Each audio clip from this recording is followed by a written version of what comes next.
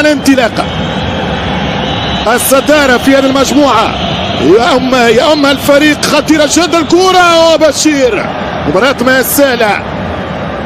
الصدارة هي مالية أنغولية، 4 نقاط لبيترو أتلتيكو، ثم 4 نقاط لفريق استاد ماليان، نقطتين الترجي الرياضي، ولا نقاط لفريق السيمبا. حذاري من الفريق التنزاني، نادي السيمبا العريق التنزاني الذي تأسس 1936، عمره 90 عام، بطولاته 22 دوري، 6 كؤوس، 10 سوبر تنزاني، وهو الفريق التاريخي في الكرة التنزانية اللي لعب مرتين فاينل قاري افريقي، عام 93 في كوب الكاف وخسر النهائي ضد ستيلا أدجامي الفريق الإيفواري، وفي 2025 العام الماضي كان خسر نهائي الكونفدرالية السيسي ضد فريق نهضة بركان المغربي. أجواء كبيرة ومباراة ممتازة وريتم سريع منذ البدايات، والفريق التنزاني خطير والترجي في أرضه سيكون الأخطر. تمشي كرة منطقة، هي مباراة روح، هي مباراة رد الفعل، هي مباراة الكبرياء، هي مباراة قميص وتاريخ في الشامبيونز ليج. ترجي في تونس هذا العام فاز في الادوار التمهيديه 4-1 على فريق الاسفان من النيجر، ثم 3-0 في الدور التمهيدي الثاني على فريق الرحيم اف سي البوركينابي، وبدا في الشامبيونز في المجموعات في الصحيح 0-0 مع الملعب المالي. هذا هو مدرب سيمبا ستيف باركر. ترجع كرة للترجي، مهم جدا التسجيل من البدايات، تسهل المباراة خاصة من الناحية المعنوية. الترجي والهدف الأول، كرة خطيرة تمشي، كرة عرضية تهلع. المحاولة الأولى وردة الفعل.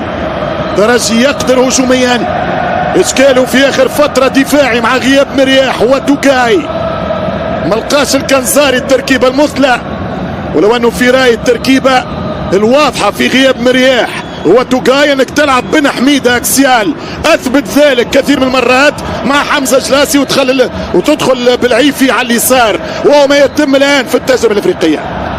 ترجع الكرة الترجية، ينطلق الهجوم السريع، جاك ديارة يمشي ويعود للترجي بعد اعارة في فريق مستقبل سليمان.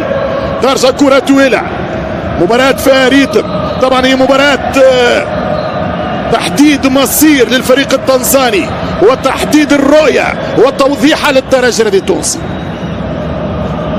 ممكن ماهر يحب ينحي الضغط على الملاعبية، قال ممكن نربحوا اليوم وما نترشحوش، وممكن ما نربحش اليوم ونتأهل. لا، اليوم إذا ما تربحش ما عادش تتأهل، وبالتالي الترجي التونسي مفهوم أنه يلزم يربح رفقاء سواء، فمش كلام، خاصة أنه الترجي عنده سوس تنقلات تواليا إلى تنزانيا لمواجهة السيمبا، ثم إلى مالي ضد الملعب المالي.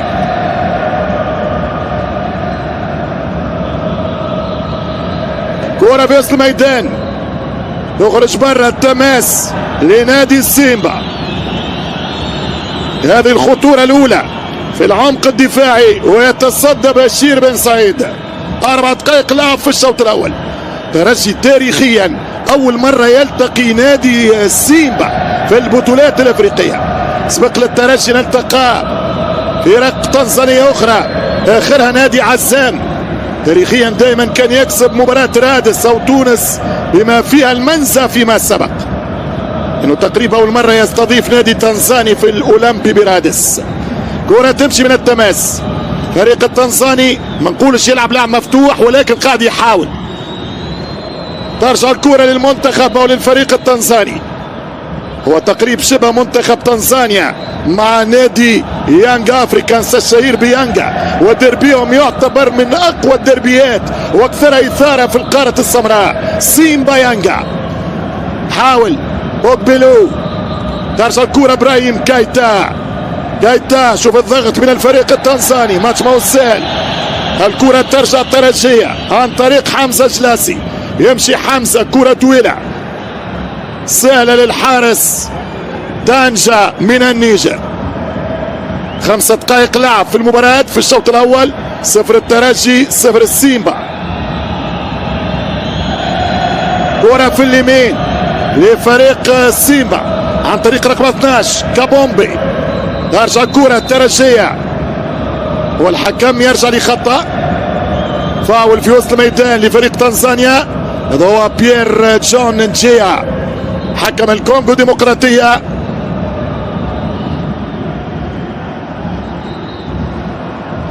تنزانيا في افريقيا كانت خرجت من دور ال16 امام الفريق المغربي 1-0. كانوا معانا في نفس المجموعة وانتهت المباراة بالتعادل هدف لهدف. ليتأهل الفريق التونسي في الوصافة والفريق التنزاني من افضل الثوالث. تمشي كرة ملعوبة طويلة ترجع بالراس. ترجي يلزم يعود السيناريو مباراة الملعب المالي، يلزم يدخل بقوة يخلق فرص وتتوفر له النجاعة باش يسجل الهدف الأول. كل ما يزيد الوقت هو في صالح سيمبا. بينما هنا كرة خطيرة يمشي فيها جاك ديارا. جاك ديارا شوط الكرة جاك والحارس يتصدى الحارس طنجة. أول خطورة للترجيين.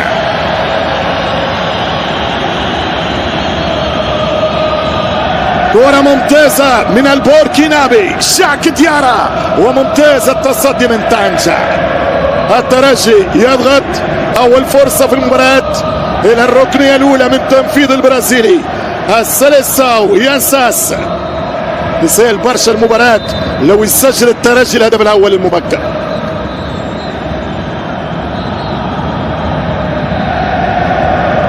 كاغوما وجاك ديارا.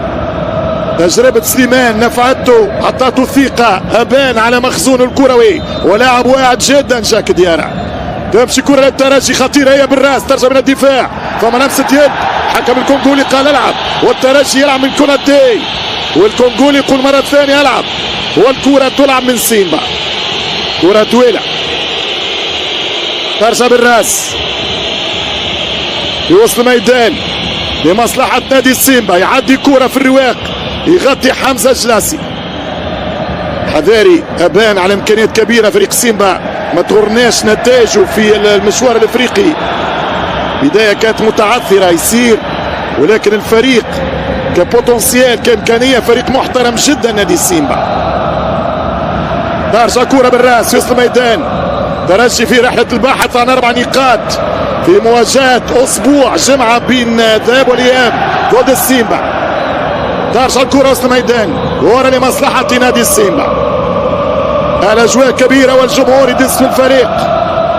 ترجع الكرة في اليمين من رقم 12 كابومبي. تلعب الكرة للسيمبا عن طريق 38 كيبو. يتصدى بن حميدة. قتالية في وسط الميدان. كوناتي يخسر كرة حذاري والتسديدة والدفاع. مباراة هجمة بهجمة.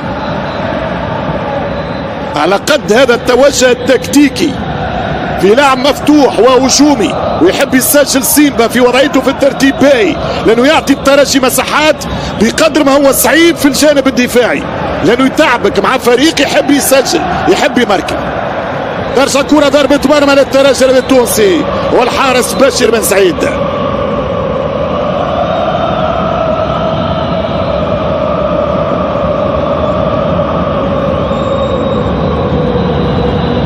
إصابة للاعب سيمبا. مباراة متوقفة 9 دقائق لعب في الشوط الأول.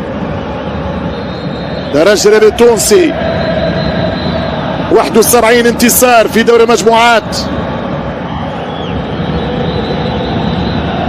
يحاول أن يدعم رصيده في الأرقام القياسية في الجروب. فريق الأكثر فوز، فريق الأكثر انتصار خارج الديار، فريق اللي حصل أكبر عدد من النقاط، فريق الثاني هجوميا وراء النادي الأهلي اللي في مباراة الجيش الملكي في الجولة الثانية سجل هدفه رقم 200 في تاريخه في الجروب. امبارح وصلوا 202.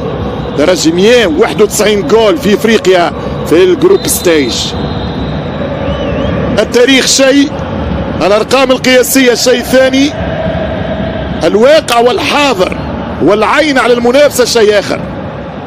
درجي حتى بحسابات بعيدة عن اللقب والترشيحات اللي ممكن الفريق التونسي هذا الموسم يخدم بالراحة، ماهوش في ثوب المرشح، اوتسايدر داخل، ولكن في حسابات مهمة جدا لكأس العالم عام 29 في الصراع على النقاط وفي لعبة المراكز الأمامية. الترجي مطالب بأن ينتصر باش يحصل نقاط وبالتأهل باش يحصل نقاط، خاصة مع منافسة كبيرة من الزمالك وخاصة بركان، من أجل أن يكونوا في أفضل الفرق ترتيبا من أجل عيون مونديال.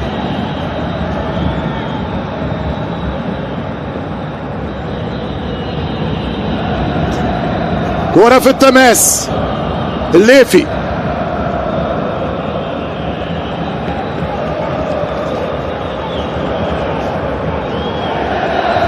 كرة من الجهة اليسرى خرجت من الليفي، تلعب الكرة التنزانية. 11 دقيقة لعب في الشوط الأول، نتيجة 0-0. الترجي وسيمبا. بن حميدة، حسام تقا، تمشي كرة كوناتي، يرجع لوسط الملعب، يلعب كرة ديارا في الرواق. شاك ديارا، حمزة جلاسي، اوكبيلو، يمشي النيجيري، يلعب كوناتي، ما يراوغش، ما يعديش كوناتي، والكرة تمشي للترجي الرياضي في الدفاع. ترجع الكرة كوناتي، ممتاز من الإيفواري، اللاعب القادم من سان بيدرو. فما مطر، فما شتاء، وبالتالي فما انزلاق. ترجع الكرة لمصلحة سيمبا، حاول يضغط الترجي. سيمبا يلعب مرتاح، يدور في الكرة، يمشي في اليمين عن طريق اللاعب كابومبي يتقدم حتى واحد ما يقدم له، تمشي كرة واحدة اثنين، يعاود يلعب الفريق التنزاني. سيمبا في منطقة الجزاء خطيرة، حمزة جلاسي، تلعب كرة حمزة، تمشي كوناتي، هز على اليمين، نعم وكذلك كيتا.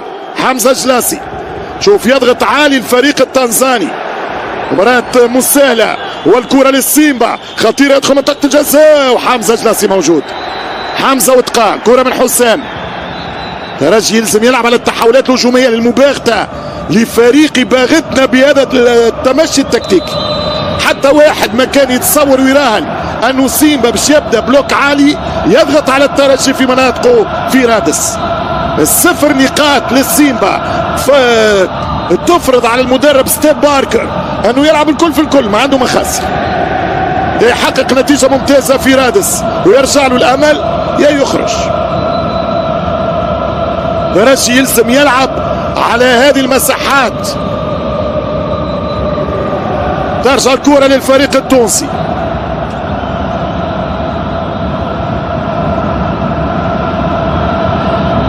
بشير بن سعيد، يلعب كرة حمزة جلاسي، فرصة واحدة من كل جانب، وهنا سيمبا يواجم، كرة خطيرة للسيمبا، واحدة اثنين، يدخل منطقة الجزاء والدفاع يتصدى. مش ماشية الأمور في الترجي التونسي في هذه الفترة، خاصة من الجانب البسيكولوجي. من الجانب الفني كنا حكينا مسال تعوض يوسف البلالي. شوفوا نتائج الترجي بعد إصابة البلالي، قداش ربح، قداش خسر، قداش تعادل، كيفاش ربح بكل معاناة وبكل صعوبة في إيجاد الحلول الهجومية. ترجع كرة وسط الميدان، باية اوكبيلو يتقدم، اوكبيلو يمشي بكرة ممتازة، تمشي كرة وفي خطأ الحكم الكونغولي، قول ما فما شيء. بيير جون نجيما، ترجع كرة الفريق التنزاني، يعرفوا يلعبوا بالكرة، تمشي كرة تنزانية. سيمبا يحضر، سيمبا يواجم، سيمبا يتقدم.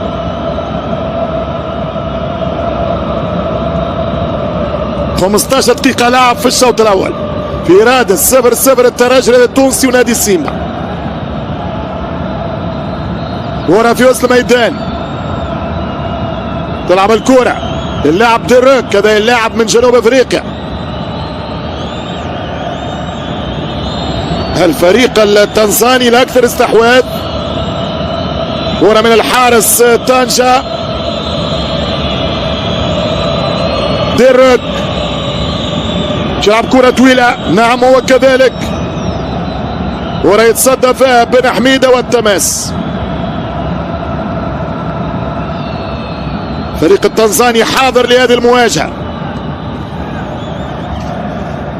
فريق التنزاني اللي عنده شهر ما حققش انتصار. اخر مبارياته كان الفريق على مستوى الدوري تعادل 1-1 مع فريق متيبوا شوغر، كان قبلها خسر 2-0 من نادي عزام، والفريق حاليا موجود في المرتبة السادسة في البطولة التنزانية، ولكن لعب كان 6 مباريات. متصدر هو فريق جي كيتي عنده 20 نقطة، اليانجا 19، بينما السادس سيمبا، ولكن في مباريات مواجهة. سيمبا عندهم 5 مباريات ناقصة، واليانجا ايضا افريكانز عندهم 4 جولات منقوصة. ترجع كرة للترجي التونسي، بن حميدة كرة بالراس، ينساس يلعب كايتا. 16,000 ملاعبي في الظهير الايمن، ولا واحد قدم الاضافة ولا واحد لقاها الترجي، خاصة في الشق الهجومي. يرجع كرة الوسط، يلعب كوناتي، شوف الضغط البريسينج من سيمبا، وقبيلو حمزة جلاسي، يرجع بالكرة حمزة، تمشي لبن حميدة، يتقدم بن حميدة، صايب كرة في اليسار، وصلت الكرة عن طريق الليفي، ادخل الوسط يا ليفي، ادخل الوسط وحده كان كوناتي.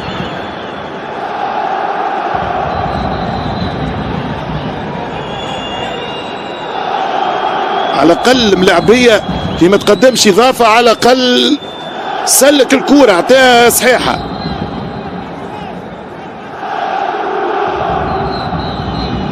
صفر لصفر بين الترجي ونادي سيمبا. هذه الخطوره الاولى في المباراه، وهذه رده فعل الترجي من كوره من جاك ديارا كان فيها برشا محظوظه الحارس طنجه انا ما تدخلش. 0 لصفر والوقت يمر. خطأ ضد الترجي التونسي، ضد حسام تقا.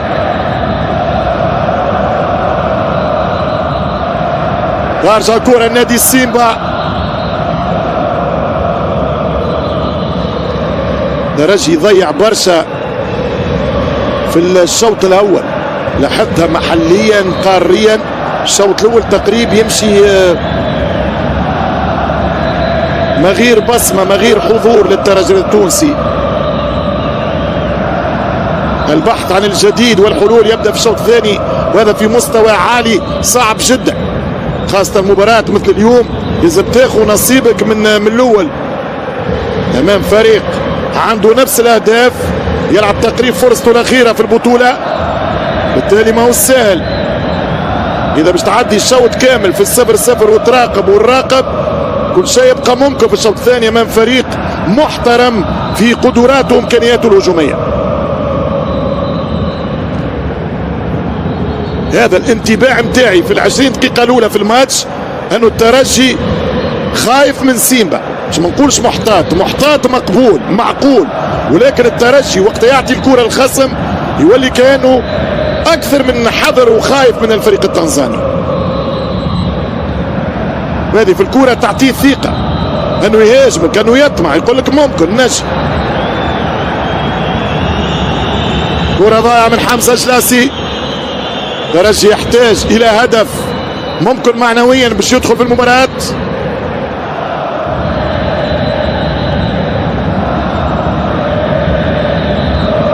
ترجع كرة من الاوت، كرة من التماس لمصلحة نادي سيمبا. ياخذ كرة كايتا يحاول، جابها كايتا بعيد الكرة لينساس، يضغط البرازيلي والتماس تنزاني. التماس للفريق الكونغولي او التنزاني بصافرة الطاقم الكونغولي.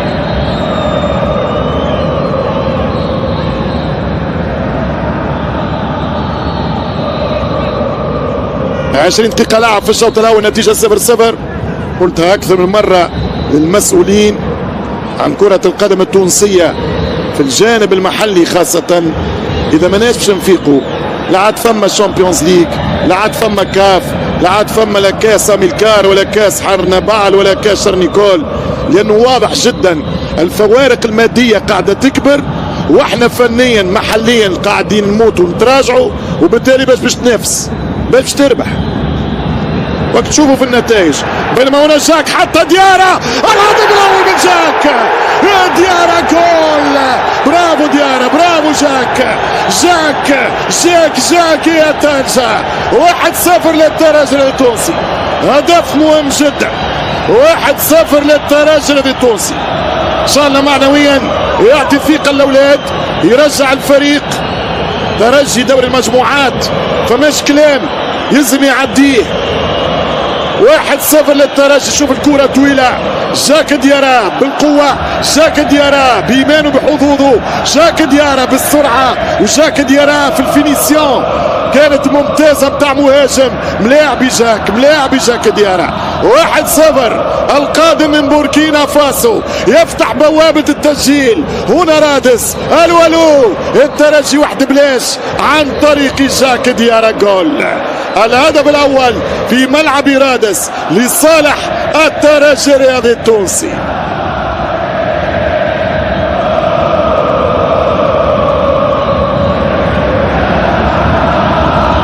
إذن في أفضلية الفريق التنزاني على الأقل على مستوى الاستحواذ.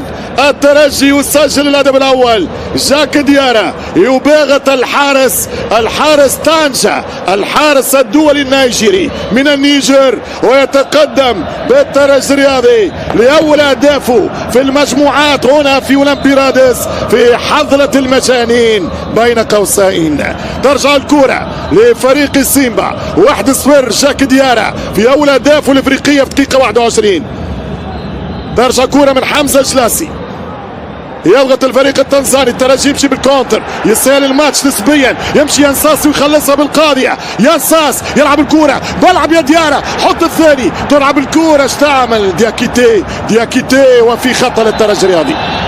مباراة نتمنى نتصور انا باش تسهل بعد الهدف الاول في وقته. الهدف الاول ايضا باش يفرض تكتيكيا واقع على الفريق التنزاني، ما عندوش خيار باش يزيد يتقدم، باش يخلي مساحات. اذا استثمرها في وجود الثلاثي ينساس ثم ديارة الراية ودياكيتي. الترجي يضيف ان شاء الله بقدرة ربي اهداف اخرى في مرمى طنجة. 1-0 للترجي.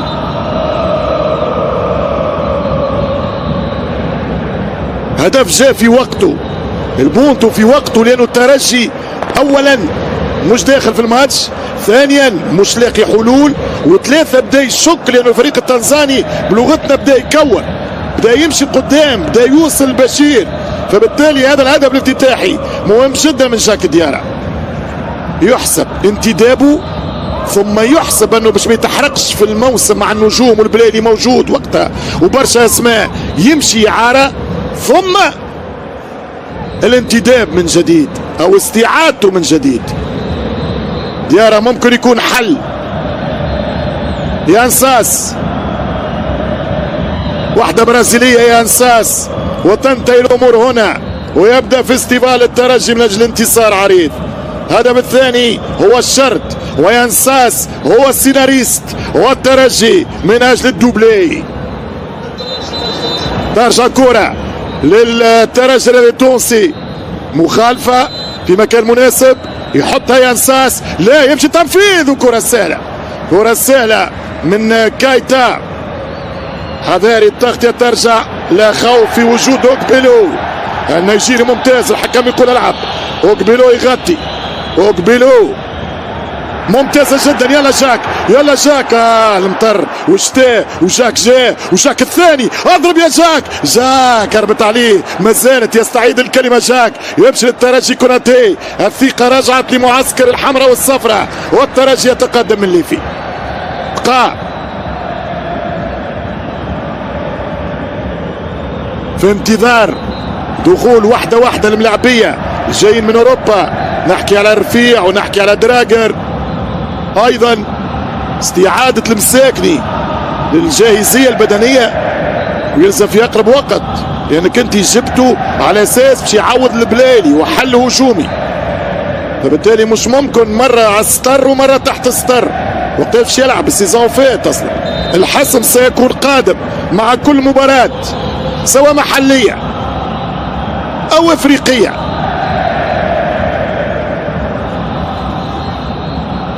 هنا تعثر جاك ديارا، لاعب ممتاز، امكانيات بدنية ما شاء الله.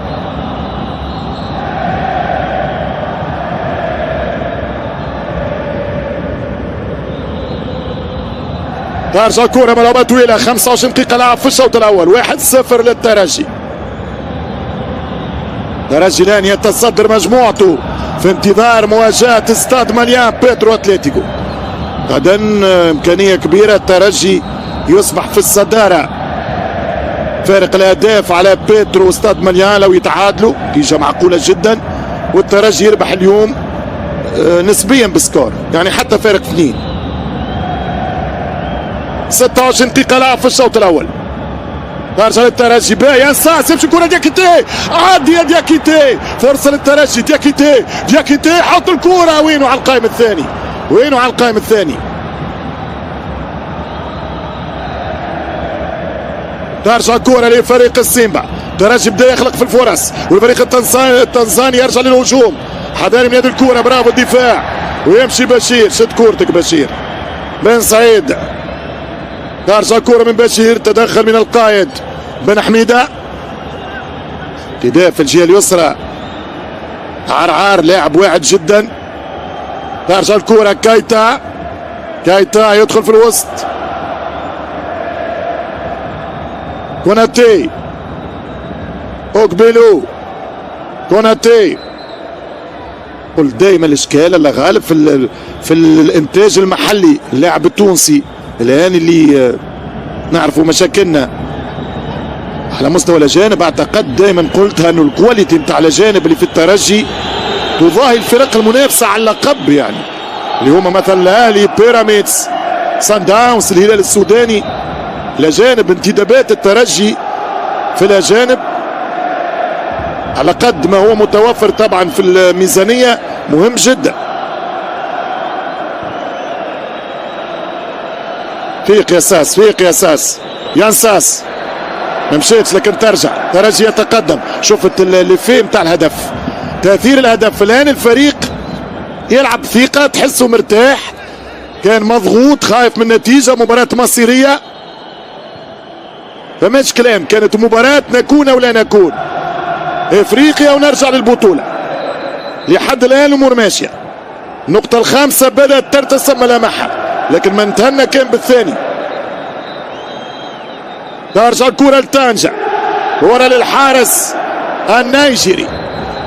الرجل التونسي رابح 1-0.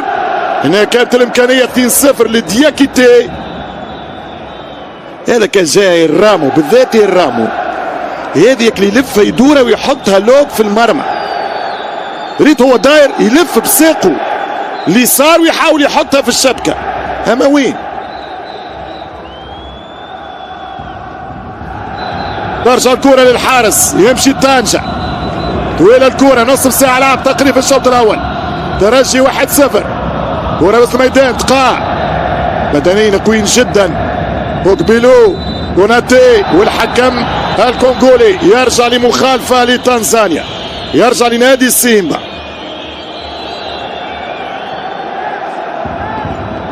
كرة تونسية لأول مرة في تاريخها 6 سنين وراء بعض من غير تيتر على مستوى الأندية. عمرها ما صارت من اللقب الأول للسي بي قرش الشمال 88 الرانجرز بيس، هو هدف حمدة بن دولات 88. بعد رجع الافريقي 91، بعد رجع الترجي 94، هزينا 95، رجعنا 97 98 99، بعد جات 3 سنين شياح 2000 2001 2002 2003 رجعنا بالإتوال على جوليوس بيرجر 4 5 وقفنا 6 7 8 هزينا 9 وقفنا و10 11 رجعنا للقب 13 15 ثم 18 19. لذلك تقرأ في التاريخ أول مرة الكرة التونسية تبقى 6 سنين من غير لقب أفريقي الأندية. كوناتي احنا خبزتنا كاس الكاف ما عادش لاقيين فيها المجال اللي كانت على طول تحط فريق تونسي في الفينال. اضرب الراس، حط الكره، هيا ديارة، هيا ديارة، جاك حط الكره، جاك يا جاك يا جاك يا جاك. فرصة الثاني ديارة اللي عملوا ديارة في نصف ساعة ما عملوش برشا مهاجمين في مئات الدقائق. محاولة من جاك اللي هو راس الحربة اليوم اللي هاجم به الترجي فريق سيمبا التنزاني. 1-0 للترجي. الترجي لأول أهدافه في رابطة الأبطال في المجموعات سجلوا مدربه الحالي ماهر كنزاري في مرمى أسيك أبيجان عام 99 في الملعب الأسطوري المنزه. من لم يحضر كورة في المنزه ما يقوليش قاعد نشجع وقاعد عامل جو وقاعد في المدرجات والبلوز والفراش. لا لا، استاد المنزه شيء ثاني، شيء ثاني استاد المنزه. ترجع الكرة وسط الميدان، يمشي السيمبا، رد بالك، يشوط كرة، ترجع من الدفاع، الترجي عنده مساحة، اتقاك بس روحك، تلعب الكرة جلاسي، بايع، تخريج الكرة من جلاسي وبايع، يهرب، كوناتي، يهرب بيه كوناتي، يحط الكرة ممتاز، يهرب الكرة عن طريق دياكيتي، كوناتي لدياكيتي، يرجع اللاعب المالي، يمشي الكرة، دياكيتي سجل هدف مهم جدا في أنغولا في مرمى بيترو أتلتيكو في 90. أنقذ الترجي من الخسارة في ماتش كان الربح يستحقه الترجي. ترجع كرة ترجية والتماس، وصل كرة بن حميدة ناقص عليفي. كرة ترجع للترجي التونسي في 1-0. الترجي يتقدم نتيجة وأداء الآن الحقيقة.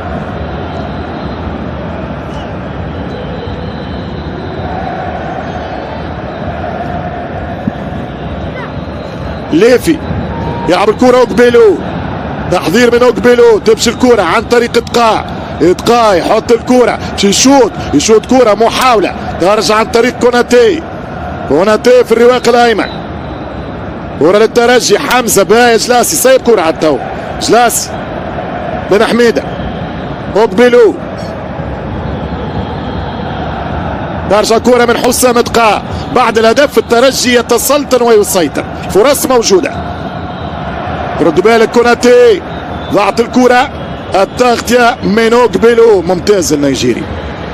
لو يلقى حل الترجي الاخبار القادمة تقول ثم امل، لانه بصراحة هذا لاعب ما يذيعش ككرة وما يذيعش كاستثمار، لانه اوكبيلو انفستيسمون في الترجي التونسي، بامكانه غدوة بعد غدوة يجيب مليارات.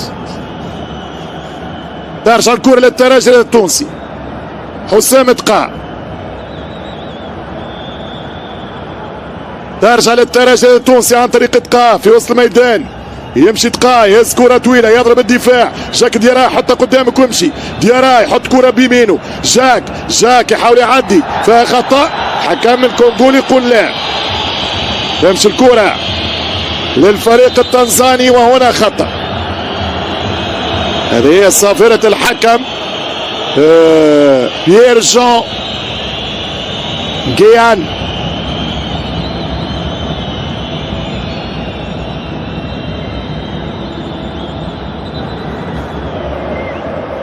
هل فيها اعتراض ضد اللاعب الايمن في رواق دفاع نادي سيمبا اللاعب كابومبي؟ امبارح المباراة الاولى انطلقت من القاهرة، فوز النادي الاهلي 2-0 على فريق يانج افريكانز ثنائي تنزاني في دوري المجموعات، دليل على ان الكرة التنزانية متطورة جدا. تنزانيا اللي بتكون من الثلاثي الذي سيحتضن افريقيا 2027 في الصيف، تنزانيا، اوغندا وكينيا. كانت الشان العام الماضي ايضا في 3 دول هذم، والان المسابقة الاهم الافريقية لكان. تعودنا من 2020 تقريبا على انه سيمبا واليانج افريكانز ينافسوا في المنافسات القارية. هذا الفريق هو وصيف كاس الكونفدرالية، خسر الفينال من بركان 2-0 في المغرب، 1-1 في تنزانيا. ترجع كرة من الحارس تانجا، وإلى من تانجا 85 دقيقة. سيناريو الشوط الأول جيد في هذه الأسبقية، ويكون ممتاز ورائع لو يتوفق الترجي في إضافة الهدف الثاني. له من الإمكانيات الفردية والجماعية أنه يسجل الضربة القاضية في مرمى سيمبا. تسلل واضح، راجع من الأوفسايد.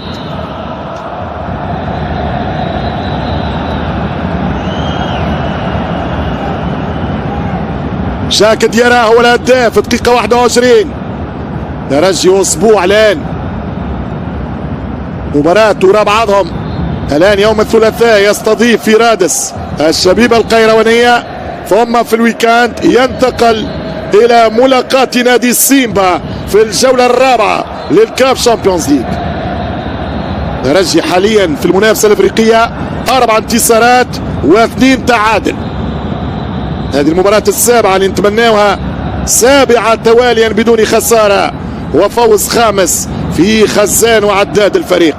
ترجع كرة الترجية، كوناتي ياخذ الترجي الوسط الآن وبدا يسيطر. كلمة السر هو جاك ديارا، هو ديارا في الكولوار، يوصل من اليسار، يحط كرة ممتازة. ذكي جاك يلعب كرة مع تقا أو لا، هربت كرة على يانساس. تقا يضغط الآن، هو الفريق التنزاني يلعب برافو. كوناتي موجود، كوناتي وإلى التماس. كرة لفريق سيمبا. ترجي الآن يلزم ياخو دقيقة المباراة اليوم، ننتصر ثم نتدبر الأمر في رحلة تنزانيا خطوة خطوة. ما عادش تحكي على الفينال والتيتر وماي، الآن الترجي لازم يدبرها لحظة لحظة، ماتش ماتش. الوصول في الصدارة في المجموعة هذا العام، الصدارة مهمة جدا عكس المواسم الفائتة. الموسم الفائت الصدارة لبرستيج الترجي لأكثر فريق تصدر مجموعته في تاريخ الشامبيونز ليج 16 عام، 16 مرة الأولاني في الجروب. العام الماضي طالبت بهذا على أساس البرستيج، هذا العام وطالب به على أساس المسارات، لأنه الأهلي مثلا سيتصدر، مثلا صن داونز سيتصدر، فالفرق القوية بيراميدز بركان الاثنين صحاح واليوم يفصلوها من أجل الصراع في المركز الأول، فبالتالي المشوار يكون أصعب. العام الماضي شوف الحظ، بيراميدز جاء ثاني مجموعة الترجي، جاء مسار سهل إلى حدود الفاينل والبطولة. يعني تعرفش الخير وين، لأنه الترجي 2018 كسب الشامبيونز ليج الرابعة وهو في وصافة الأهلي. النقاط مهمة، أتكلم على تأهل وعيني على مونديال. من تعود بكؤوس العالم 4 مشاركات صعيب برشا تقنعوا أن الترجي ما يكونش موجود في 29، وسيكون سواء كان مباشرة بحكم بطل افريقيا او بالطريق الدائري يتصرف. يعني قصة عربي كما نقولوا، خلينا نقولوا قصة تونسي المرة هذه عبر الترتيب مثل المرة الماضية. نقاط ما هوش بعيد برشا على الترجي، فريق بركان. الترجي يمشي، الوقت يمر، ديارا يمر ويمر في مرمى تانجا بال1-0. كرة بتظهر باية برشا، يلا الكرة العرضية، يلا واحدة على الأقل، واحدة على الأقل.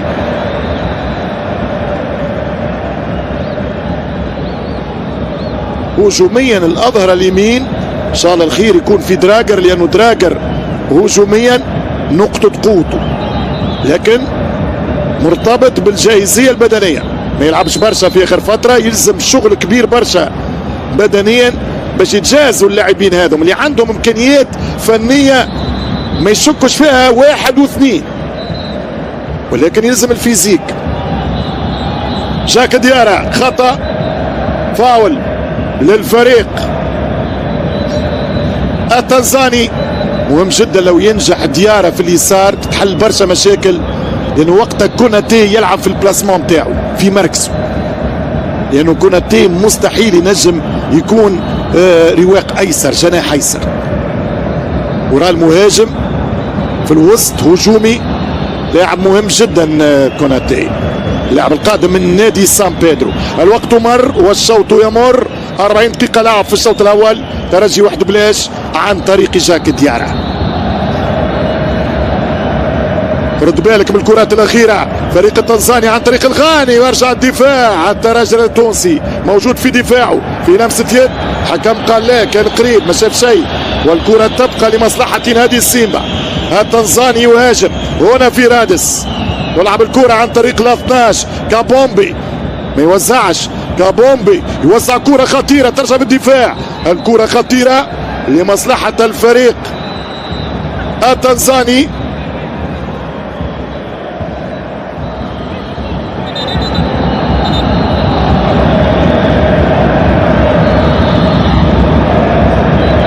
واحد صفر، هذه هي نتيجة الفترة الأولى لحد الآن. إصابة لحسام تقاء،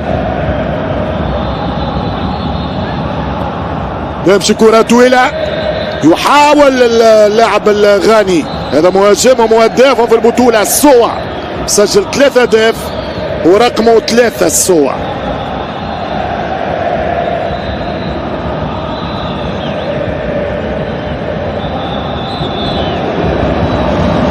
أجواء كبيرة في استاد رادس، الجمهور يواصل بتشجيع فريقه. 1-0، هدف جاك ديارة لحد الآن حاسم. إن شاء الله الترجي يسهل المباراة بالهدف الثاني ويغلق ملف سيمبا ذهابا في انتظار أن يفتحه بعد مباراة الجي اس كا على مستوى البطولة المحلية في لقاء الإياب الأسبوع الجاي. ترجع كورة مرابة طويلة، يغلط بشير، يصلحها بن حميدة، وقبلوا بالراس، يلعب الكورة عن طريق تقاء، راسية في وسط الملعب، والتماس للترجي الرياضي التونسي.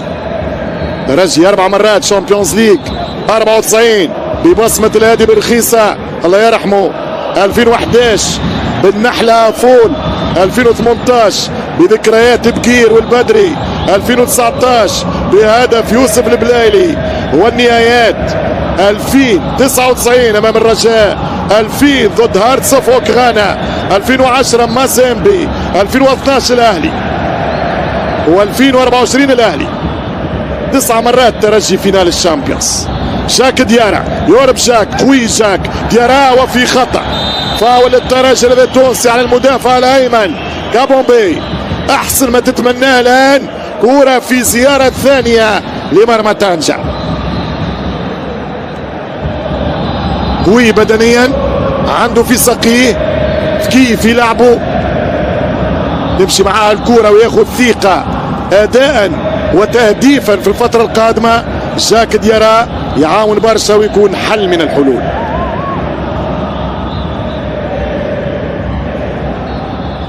ماهر الكنزاري في تجربته الثانية في دور المجموعات مع الترجي بعد 2013.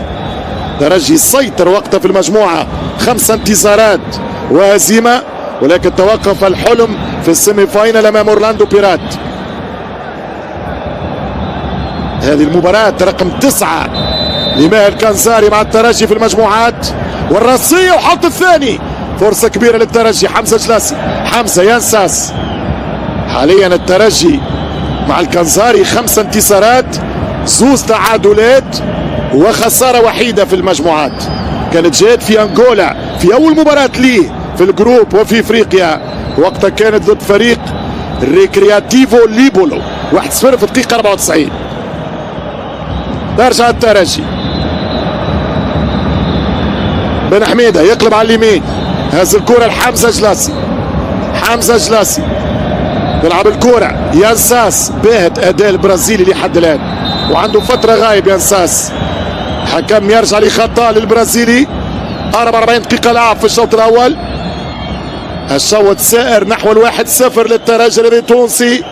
هدف لاعبه البوركينابي جاك ديارة.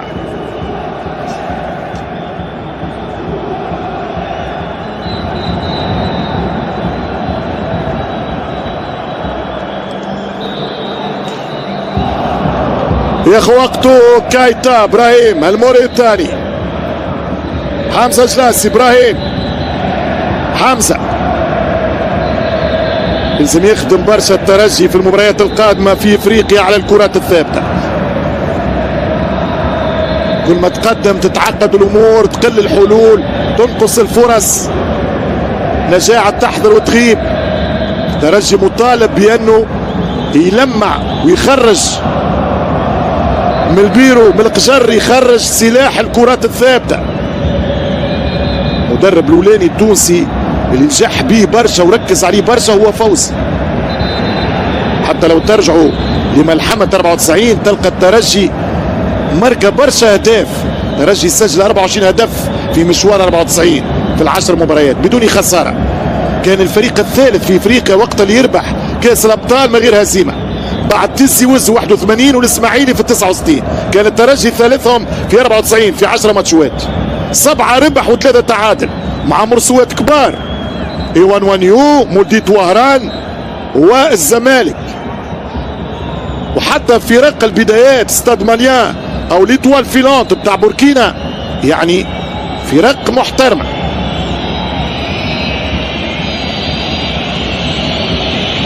ترجع الكرة للفريق التنزاني، حذاري من قلة التركيز في اللحظات الأخيرة. يضغط كوناتي، ترجع من الجنوب الأفريقي اللاعب ديروك. ترجع الكرة مرة أخرى التنزانية، يحاول كابومبي وبرافو الكرة من شاك ديارا، سايب كرة شاك، يطلع بالكرة ديارا ويربح تماس للتنزاني. نعم مست فيك يا جاك، مست فيك. نعم دقيقة ونص تعداو في الشوط الأول في الوقت الإضافي أو الوقت البديل. ما زالت 1.5 أخرى والنتيجة 1-0. الترجي من تقدم في التسجيل عن طريق جاك ديارا بوركينابي. ما نعرفش لاعبين من بوركينا فاسو سجلوا افريقيا في الشامبيونز ليج تحديدا مع الترجي منذ 89. كاسوم ودراغو الشهير بزيكو.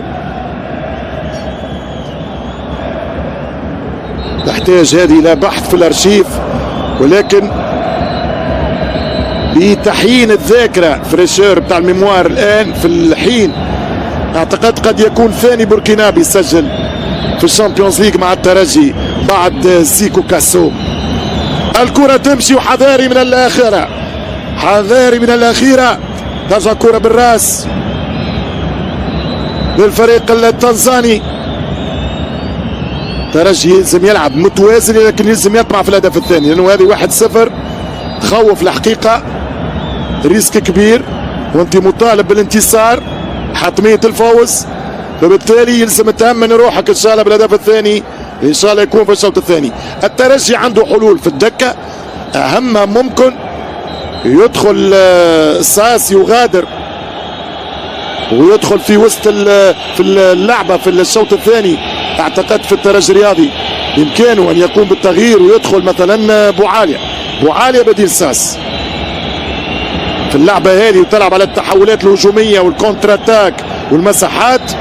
بوعالية خاصة انه ساس متراجع في اخر فترة، اصلا ما ظهرش برشا في الشوط الاول وما مسش برشا كرات.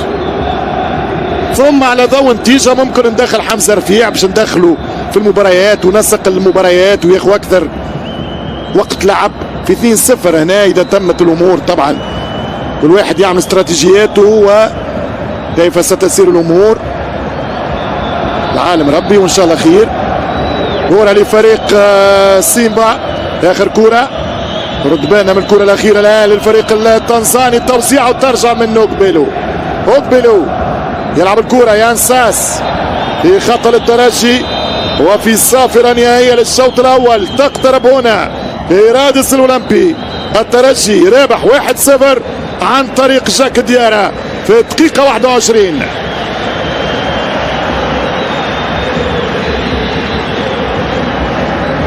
إذا رسميا الحكم الكونغولي من الRDC من كينشاسا بيير جون نجيان ينهي الشوط الأول.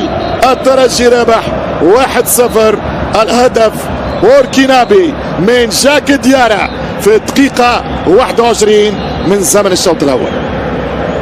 فترة راحة ثم نعود مع استئناف اللعب وبداية الشوط الثاني في مباراة رادس ولقاء الشامبيونز ليج. دخل شاما وجاي وغادر ابراهام رقم 18 في انتظار التعرف على هوية اللاعب الثاني اللي تم تغييره وتبديله من المدرب ستيف. 13 هدف للترجي في هذا الموسم الافريقي لحد الان في 6 مباريات وشوط، يعني تقريبا معدل 2 في الماتش. 10 اهداف من الاجانب و3 اهداف من التوانسه.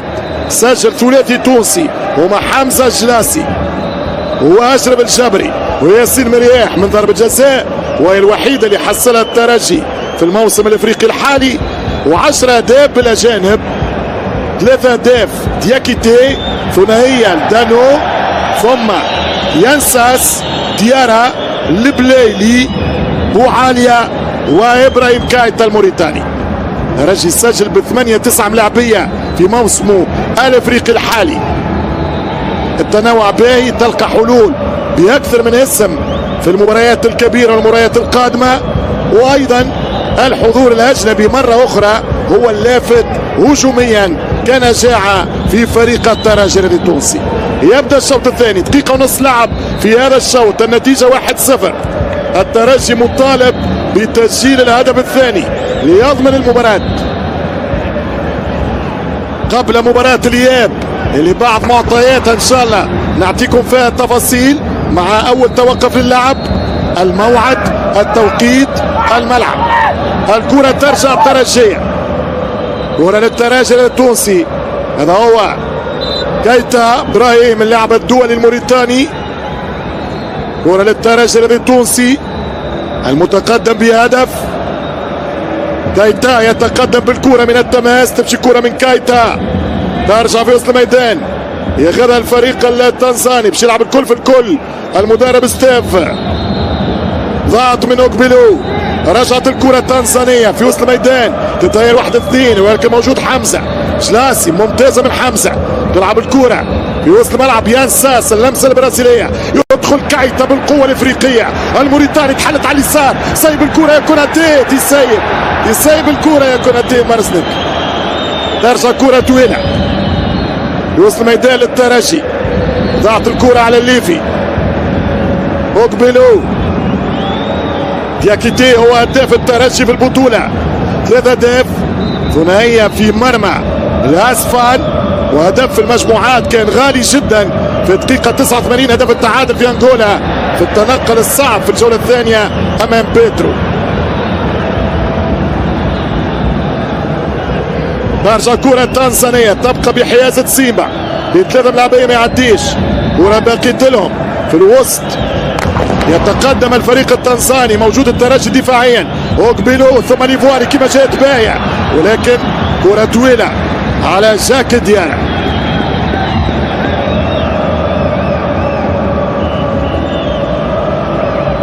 عنده برشا حلول مال كنزاري في الدكة على مستوى الخيارات الهجومية، عنده بوعالي، عنده جبري، عنده دانو اللي سجل 2 اهداف في هذا الموسم الافريقي مع الترجي، كانت ضد اف سي رحيمو من بوركينا فاسو. ترجع الكرة، محاولة خطيرة للفريق التنزاني، ما يشوطش ولكن الحكم يقول فاول. خطأ من الحكم الكونغولي بيير جون جيان.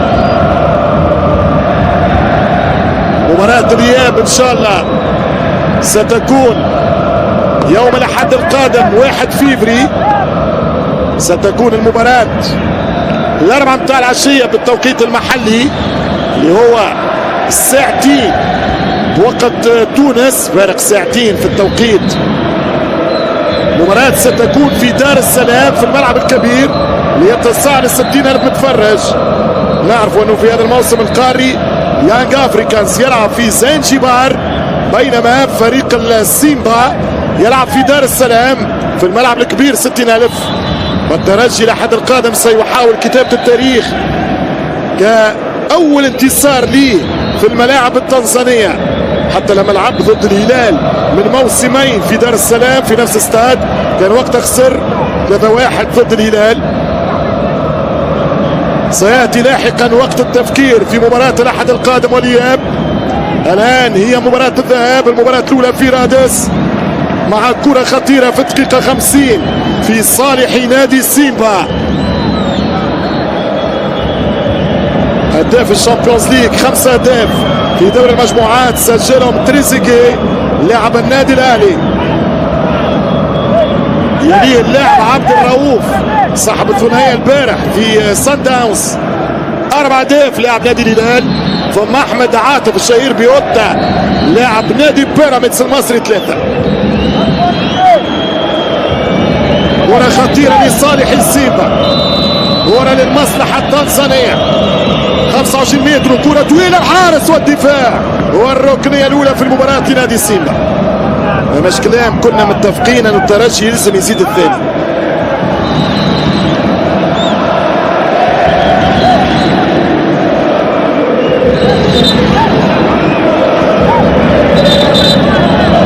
تمشي ركنية للفريق التنزاني نادي السيمبا، يضغط الفريق التنزاني مفهوم جدا باعتبار النتيجة الحاصلة وباعتبار حتى وضعيته في الترتيب. خسر مرتين وحاليا ثالث مرة يعني اوت. برجع الكرة لمصلحة سيمبا، لابد من الفتنة على الكرة الثابتة. برجع الكرة بدون خطورة، خطأ للترجي، فاول الترجي التونسي. برجع الكرة مخالفة للترجي للاعب الهداف جاك ديارا وكايتا، هذا كايتا الموريتاني المدافع الايمن للترجي التونسي. خطأ واضح وموجود من الهجوم التنزاني من لاعبه رقم 31 اللاعب نانجو. تمشي كرة من حمزة جلاسي، حمزة طويلة الكرة، الترجي لازم يلعب الكرة على الارض لأن الكرة طويلة، عندهم قوة بدنية وطوال القامات تعمل لك مشكل ما تلقاش روحك. ترجع الكرة الى دياكيتي، يضغط دياكيتي والركنية للترجي. لا يظهر لي مس المدافع، حكم المساعد يقول ضربة مرمى للفريق التنزاني. شفتها ركنية، نعاودوا نثبتوا. نعم للمس الكرة والمدافع، غير حتى الإعادة واضحة. الركنية للترجي، فاجأته المساعد ما تفطنش. ترجع الكرة للجنوب الافريقي، ديرك في وسط الميدان، كرة تتهيأ تنزانيا لنادي السيمبا.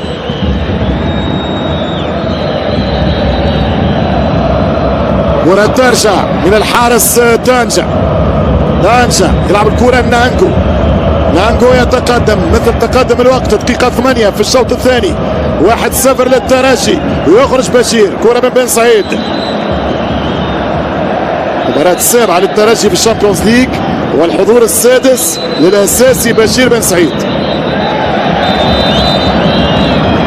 خطأ ضد فريق سيمبا، حكم لحد الآن يكتفي بالقرارات الإدارية بعيدا عن الكروت والأوراق. 1-0 للترجي التونسي، 21 دقيقة لعب. أمضاء جاك ديارا يحاول مرة أخرى وهربت به. كرة ترجع للحارس، فما ضربة مرمى يبدو. مجهود جيد من جاك ديارا اللي هو وراء خطورة الترجي في الماتش اليوم. التسديدة الأولى اللي فسخها الحارس طنجة ثم كان وراء الهدف. هجوم الترجي خطورته بالأساس من جاك ديارا. اعتقد انه يلزم ما يتاخرش الكنزاري بتغيير بوعاليا، يدخل بديل لساس اللي تقريبا مش موجود. ورا ممتازه، كوناتي حلوه، ياكيتي يسبق قلب الدفاع الجنوب الافريقي ديرك. ترجع الكره عن طريق كابومبي، جاء الكره باليسار، بانسو يلعب الكره الرقم 30 وهو اللاعب الغيني كامارا، يشد الكره فريق سيمبا. غدا مباراة الملعب المالي وبيترو اتلتيكو في باماكو من اجل فك الشراكة على الصدارة. فريق الاثنين عندهم 4 نقاط، ترجي حاليا 5. كرة ترجية موريتانية من كايتا، تلعب الكرة من ساس وفما نفس اليد والكارت الاصفر. الانذار في هذه المواجهة على المدافع كاكوما. 10 دقائق لعب في الشوط الثاني. ان شاء الله الترجي يتوفق في انهاء الامور بالهدف الثاني. لمسة يد واضحة، انذار على 31 اللي هو اللاعب نانجو. انذار ضد نانجو. كاكوما 21 صفر على نانجو. خطأ للترجي. ليفي ديارا ما يهربش ما يراوغش، والكرة ترجع لنادي سيمبا والدفاع عن طريق بن حميدة. رائع بن حميدة. كوناتي وخطأ جديد. قوة بدنية في التدخلات من الفريق التنزاني. فريق منظم، فريق يتعدد فيه الحضور الأجنبي من اللاعبين، من الغيني كامارا إلى السنغالي جاي إلى الار دي سي بانسو إلى الغاني سوا. جنوب افريقي ديروك الحارس من نيجر، ولا من موريتانيا الترجي واجم من الرواق الايمن. كره باهيه تمشي لشاك ديارا، تضرب في الركبه تقف، يمشي ديارا يتقدم، شاك ديارا صاب كورته شاك. لاعب في 18 سنه وشويه، اللاعب البوركينابي من الجواهر ومن الاسماء اللي يحكى عليها الكثير في بوركينا فاسو. تعرفوا شغل التكوين في بوركينا فاسو يعتبر ممتاز. صحيح مازال لا يرتقي لمستوى السنغال مثلا في القارة السمراء ومالي، ولكن عندهم مراكز شبان معتبرة في بوركينا. بداية ممتازة من النيجيري. اوكبيلو بلاد الكرة، وخطأ لصالح الترجي التونسي. مهم جدا ايضا تحكيمين الورقات الصفراء في هذه المواجهة. لعل وعسى تكون في اكثر من لاعب في فريق سيمبا مهدد بالايقاف، والحق حق. ترجع كرة للترجي التونسي. هذه هي اجواء رادس، الجمهور الذي لا ينام، الجمهور الذي يتنفس ترجي وياكل ترجي ويشرب ترجي ويعيش ترجي ويموت على حب الترجي.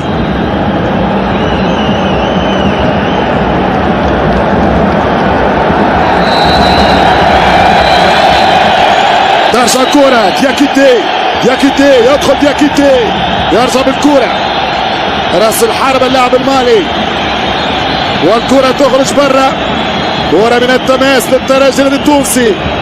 وقت يمر للتصفيق لاعب في الشوط الثاني، وقت هدف القاضية. يمشي الكرة والركنية، تقريبا هذه الركنية الثانية والثالثة للترجي ماكسيموم في الماتش. إذا هكذا هي الأجواء في المباراة وفي المباشر، والركنية للترجي. كرة ثابتة، تلعب الكرة عن طريق اللاعب كايتا، يمشي الموريتاني كايتا. هل يستثمر الترجي الركنية ويسجل الهدف الثاني؟ كرة بعيدة من كايتا. علاش كايتا ينفذ؟ هذه يتقى اساس. ترجع الكرة شاك ديارا، يفقد الكنترول ديارا. ترجع الكرة لمصلحة نادي سيمبا تنزاني. يلزم دماء جديدة وضخ اسماء اخرى في الفريق الان. مهم جدا نسجل الهدف الثاني وننهي الموضوع في الذهاب.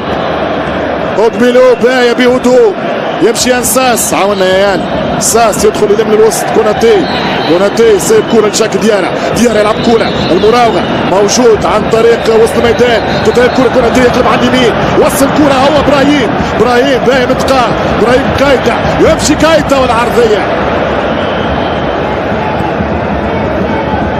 نهارت اللي الظهير الايمن في الترجي يعمل توسيعه كيما الناس، معناها نعطيه بريم. يلعب يا كايتا، دولي في منتخب موريتانيا وشان وكان.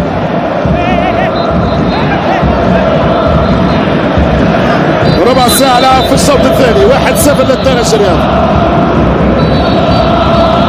ترجع الكره عن طريق كايتا.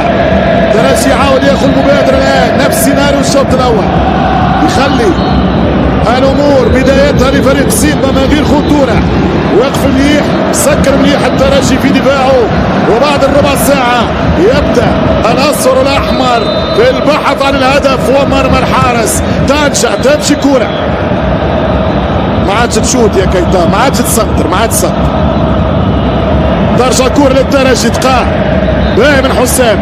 ترجي الاتقان، مشات الكوناتي، حط الكرة دياكيتي، يلعب الكرة كوناتي واحد قدام، يلعب الكرة عن طريق ينساس ابراهيم، كايتا لينساس يرجع الكرة كوناتي للسيليساو البرازيلي ممتازة، يدخل بالكرة الترجي، هربت على دياكيتي، رجعت من حسام والتماس للترجي. الترجي الآن يهاجم نادي سيمبا للحسم، كرة ممتازة، دفاع يغطي والتماس، متفطن الدفاع التنزاني من لاعبه رقم 32 جيبا باك.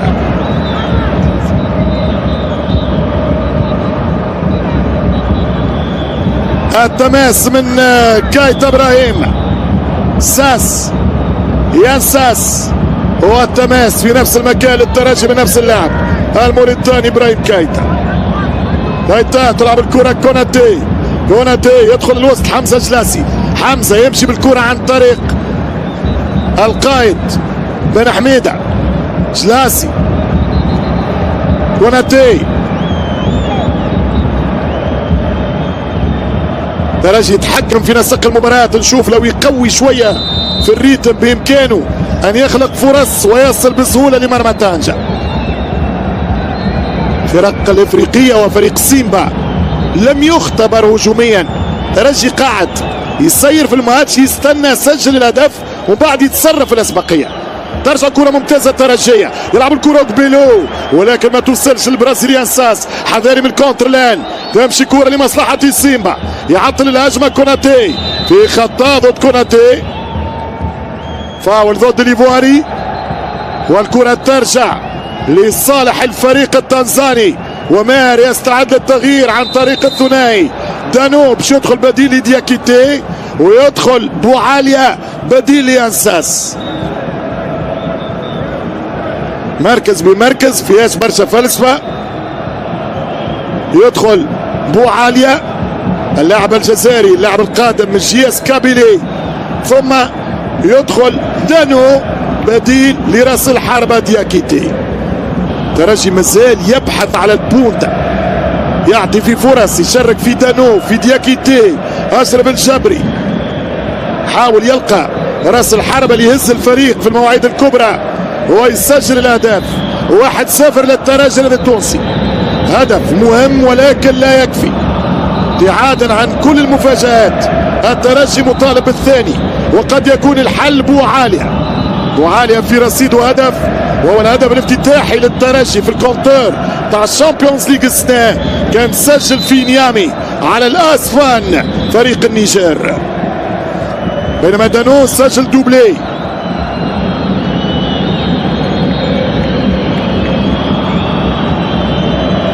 لا يغادر كوناتي، يدخل بوعاليا،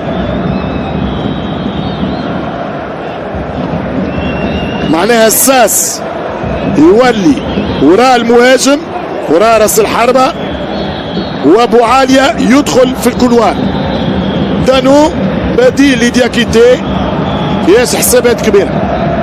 18 دقيقة لعب في الشوط الثاني، هنا رادس 1-0 الترجي، يدخل دانو،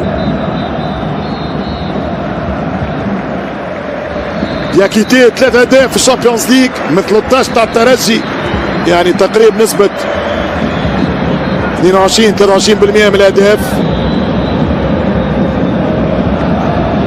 الأجانب مسجلين 10 من 13. الترجي سجل في الأشواط الثانية أكثر من الفترات الأولى.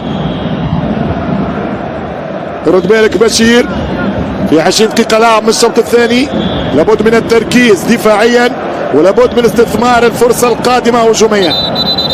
القادمة ستكون لنادي سيمبا من خلال خطأ يبعد 35-40 متر على الحارس بشير بن سعيد، يمشي كرة لصالح سيمبا على القائم الثاني ويخرج الحارس، وفي خطأ للحارس بشير بن سعيد، تدخل قوي من الهجوم التنزاني.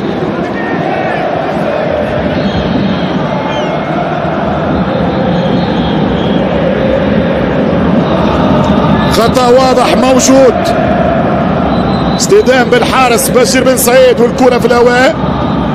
اثنين من اللاعبين الاثنين، خاصة اللاعب 31 نانجو اللي عنده كارت اصفر ورقم 23 للجنوب الافريقي. اللاعب ديروك خطأ يستفيد منه الترجي التونسي. لاباس بشير 25 دقيقة نهاية المباراة. الترجي الآن في هكذا وضعية ومجموعة يحتاج إلى النقاط، يحتاج إلى الحسابات، قطع النظر على أنه الأداء متوسط اليوم اللي يشفع النتيجة آنيا.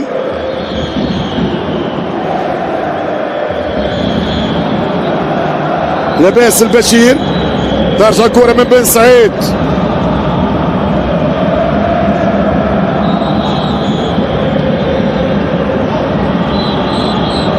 في الكلين شيت التاريخية للمنتخب التونسي في تصفية كأس العالم 10 ساهم فيهم بشير ب4 و6 لدحمان.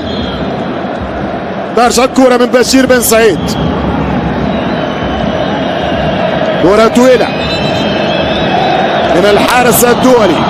21 دقيقة لعب بالضبط في الشوط الثاني. ترجي 1-0 جاك ديارة. الجمهور يواصل في المساندة والتشجيع.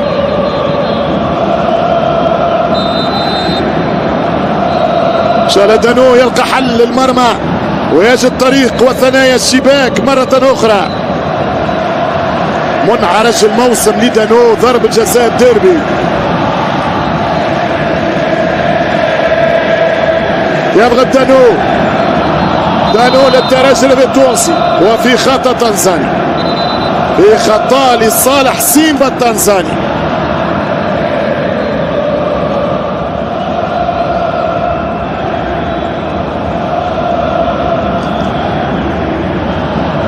خطأ موجود لصالح نادي سيمبا.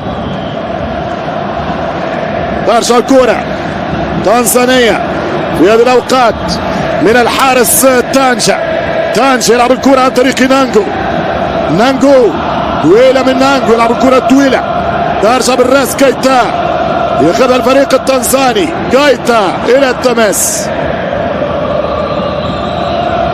انتصف توقيت الشوط الأول. أقوى ما في المباراة هو جمهور الترجي، وأهم ما في المباراة هو هدف جاك ديارة. ترجع كرة طويلة تنزانية بالراس بيلو، كرة ثانية ياخذها اللاعب الجنوب الافريقي ديروك الى الحارس النيجيري تانجا. نانجو طويلة الكرة من نانجو.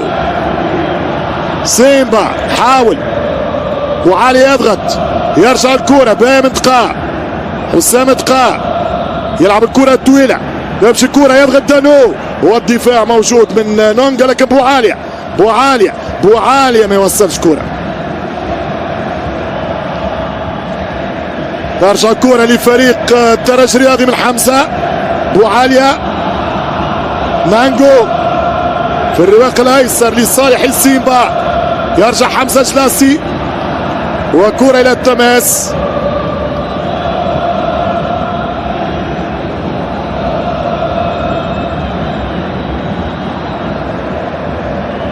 كرة لنادي السيمبا.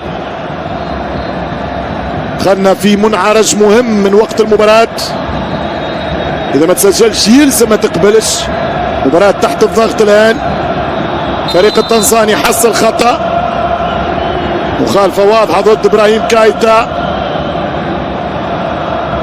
بكرة ثابتة. نادي السيمبا يواجه في قادم اللحظات الترجي التونسي هنا في رادس. اللاعب رقم 32 اللاعب كيبا باج حصل خطأ. التنفيذ سيكون من الكونغو الديمقراطية، لاعب كينشاسا. مبانزو يحاول كرة في منطقة الجزاء، يرجع كرة خطيرة بالراس ويخرج الحارس بشير بن سعيد. لن تستقيم الأمور بالمواصلة بهكذا طريقة. الترجي سيكون في وضعية خطر دائم، يلزم الهدف الثاني. يورب يانساس جاك ديارة وفي فاول. خطأ لجاك ديارة. حكم الكونغولي ممتاز في الناحية البدنية، كان تلاحظ معايا ديما قريب من الكرة. حكم شاب هو الكونغولي هذا. 70 دقيقة لعب بالضبط في المباراة. جمهور رادس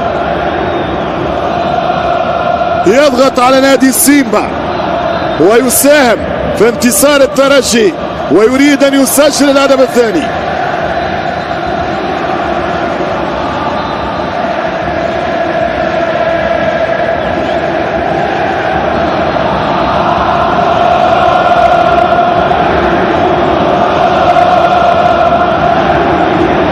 خطأ واضح موجود، المسك على جاك ديارا كانت من اللاعب المدافع 31. هنا ورقة الصفراء والحمراء على نانجو. هنا الحكم الكونغولي سامح نانجو لأنه ورقة حمراء. هنا مسك واضح. يدخل لاعب مواليمو الرقم 40 في تشكيلة سيمبا. مواليمو لابد الاتحاد الافريقي ان يفعل تقنية الفار من دوري المجموعات للامانة. 20 دقيقة لنهاية المباراة. مباراة كما كانت كل التوقعات صعبة امام فريق يلعب اخر اوراقه في الشامبيونز ليج هذا الموسم. ستيف باركر يخرج اللاعب كيبو ويدخل مواليمو، والكرة للترجي التونسي في المخالفة. التنفيذ عن طريق ليفي.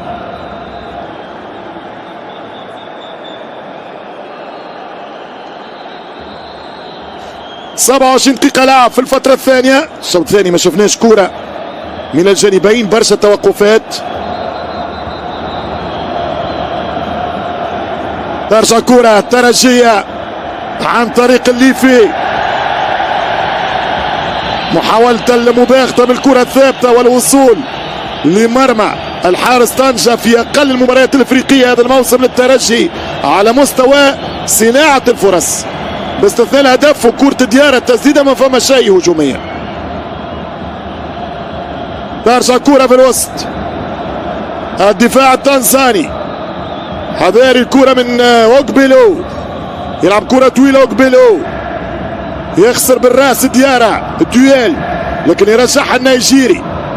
ديارا حاول جاك ديارا، هربت عليه التماس.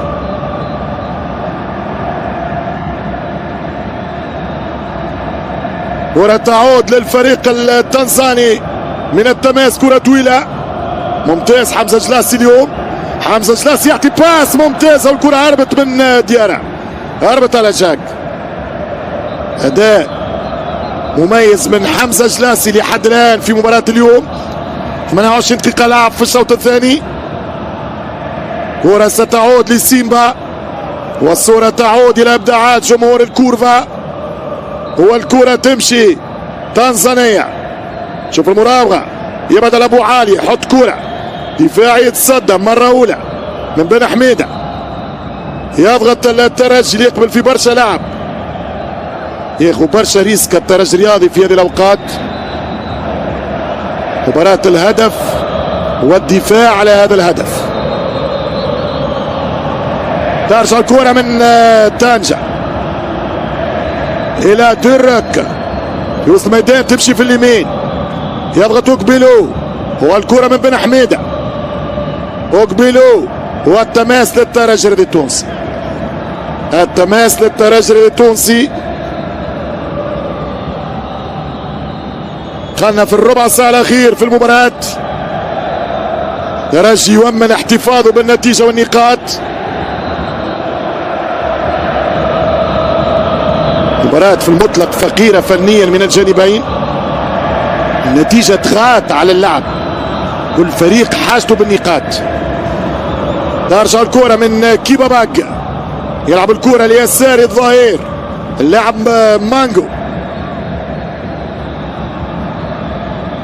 يدخل كاغوما إلى نانجو. نانجو لنادي السيمبا. كرة في الظهر لكن متفتن.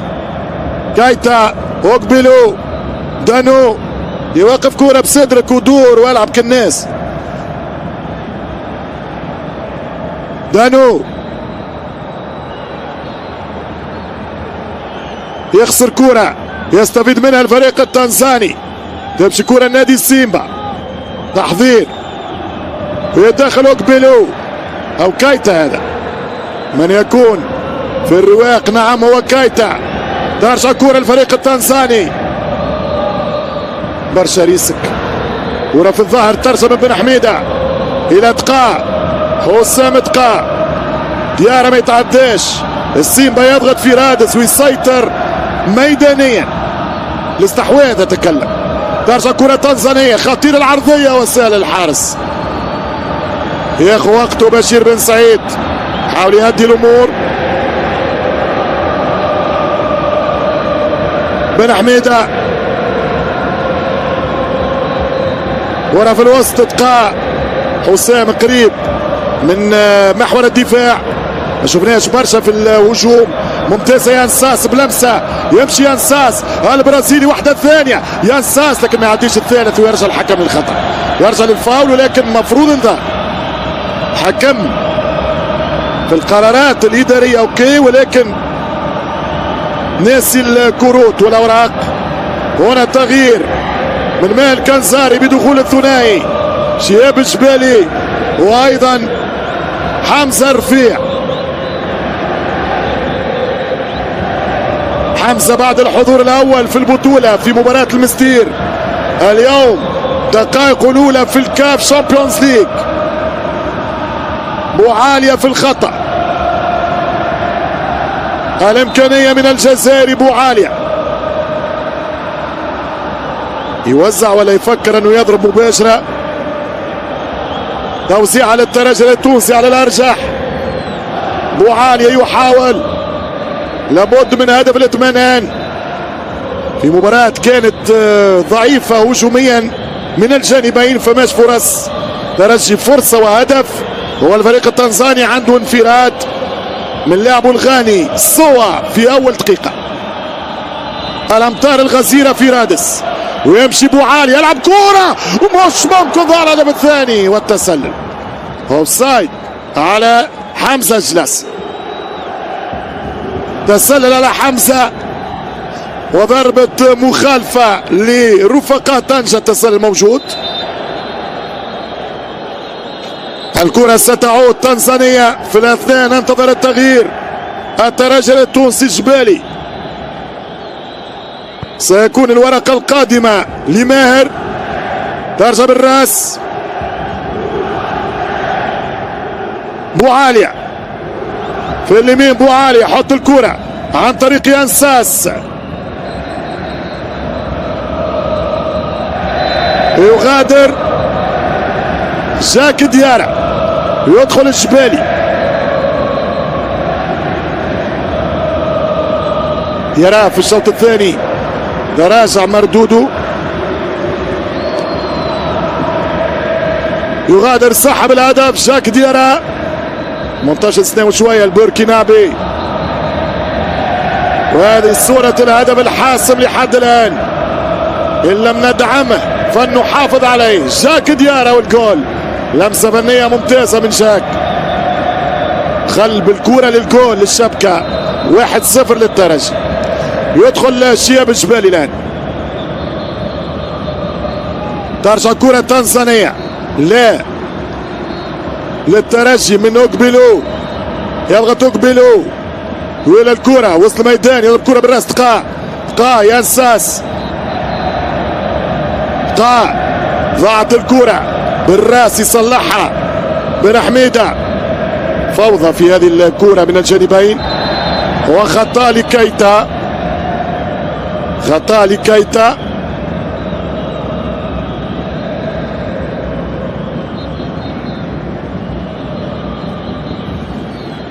ترجع كرة مخالفة للترجي التونسي.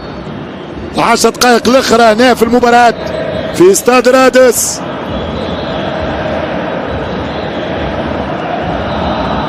تمشي كرة من حمزة جلاسي، أمطار غزيرة، الماتش تلعب تحت المطرة. كرة طويلة ترجع بالراس، دانو بعيدة على بوعالية. قاعد يتقدم لاعب سيمبا ولكن الدفاع يوقف الهجمة التنزانية. ترجع من نادي سيمبا خطيرة ملعوبة في مناطق الجزاء. ترجع الكرة من حمزة جلاسي.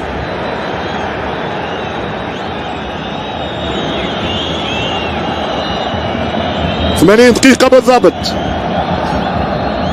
زوز تغييرات أخيرة من المدرب ستيف باركر. يلعب الكل في الكل نادي سيمبا.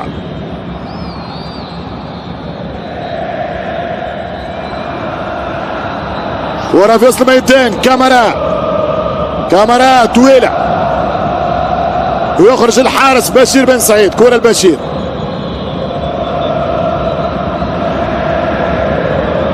بشير بن سعيد إلى حمزة جلاسي.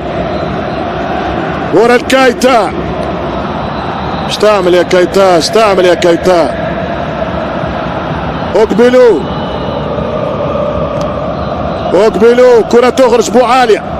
يخرج بوعالية يحط الكرة بالوسط. هرب ساس. يعود معاه بوعالية. يمشي دانو تمركز. يمشي بالكرة دانو. اقلب على اليسار. يان ساس سنترال في منطقة الجزاء.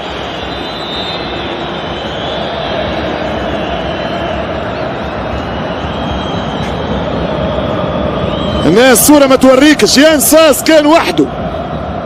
العب كورة كيما لعبولك. هاوكا يان ساس من غادي وحده. هاوكا ساس. ركنية للترجي التونسي. تغيير تنزاني. يغادر اللاعب كاميرا اظن. يدخل لاعب مافيما او مايما يدخل بديل كاميرا الغيني في تشكيلة الفريق التنزاني. والركنية الترجية خلصها. الكرة ترجع مرة أولى ومرة ثانية. ترجع الكرة بايع من الدفاع من الليفي إلى التماس. 82 دقيقة في الماتش. 1-0 الترجي. بوعالية ساس عود له. شوف الباس كيفاش تخرج. فماش كاليتي الحقيقة. هذه كرة تقاد. تلعب كرة كان بوعالية وحده تسيب في اليمين. اقبلوا. يرجع الترجي ياخذ اللاعب ويسيطر على الكرة. شياب الجبالي. هذا مهم جدا الآن انك تحتفظ بالكرة. شوف شو يعمل الليفي. هو التماس للترجي الرياضي.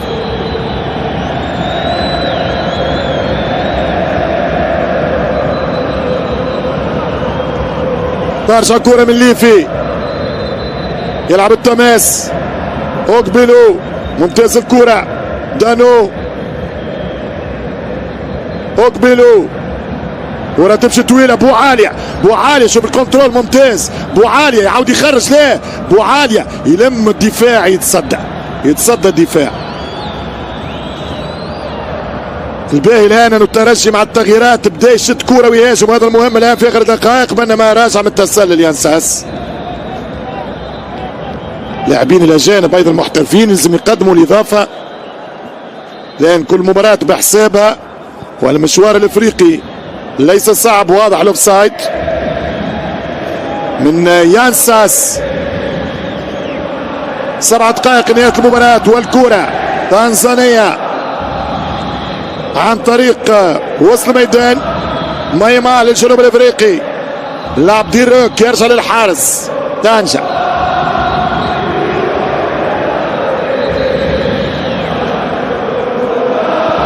يلعبوا الكرة طويلة كالعادة فريق سيمبا. وتمشي سهلة للحارس بشير بن سعيد. كرة من بشير. 84 دقيقة في المباراة. الهدف الوحيد اللي تسجل اليوم في مباريات العشية. ريفر يونايتد النيجيري 0. باور ديناموس من زامبيا 0. ايضا القمة المغاربية بين شبيبة القبائل والجيش الملكي حاليا في 0-0 في نفس توقيت ماتش الترجي. الهدف الوحيد هو هنا في رادس من جاك ديارا. إصابة للاعب سيمبا. إصابة للاعب رقم 34 اللاعب مبانزو. هذه الكرة المشتركة اللي كانت من كايتا. يجري مبانزو ثم يتصاب.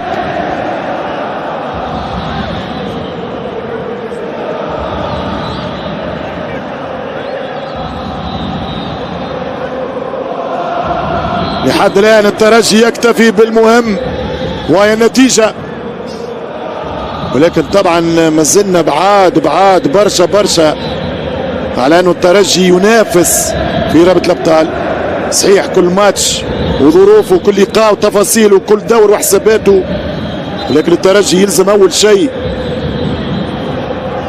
يتطور في الأداء، يلزم يرجع ويستعيد الثقة بالأساس، ومن ثم يلزم يستفيد من الانتدابات خاصة في الميركاتو الشتوي، رفيع والمساكني ودراجر.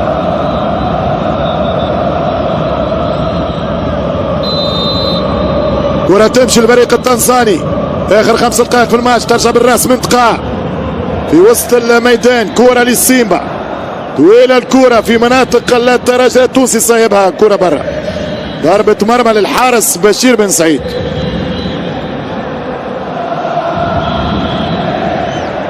بعد 3 جولات ملاحظتي الرئيسية ممكن تشاطروني فيها الرأي على الأقل أغلبيتكم، لأنه واضحة الأمور ماهيش إبداع، أنه الترجي يلقى على عكس العادة صعوبات كبيرة في رادس. مباراة سيمبا لم تفرق كثيرا على مواجهة الملعب المالي، مع أسبقية هدف اليوم ومع أسبقية فرص في ماتش استاد مانيا لم تجسد، ولكن ما خرجناش على نفس الملاحظات. الماتش الأفضل للترجي كان في أنغولا.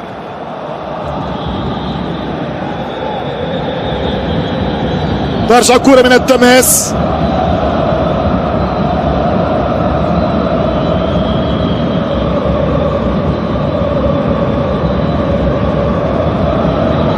نتيجة يلزم ما تقيدش أداء الفريق ولعب الترجي وتوجهه الهجومي. في ظروف أخرى هذا سيمبا ياكل 3 ويروح فرحان، يقول لكم يرحم والديكم 3 فقط.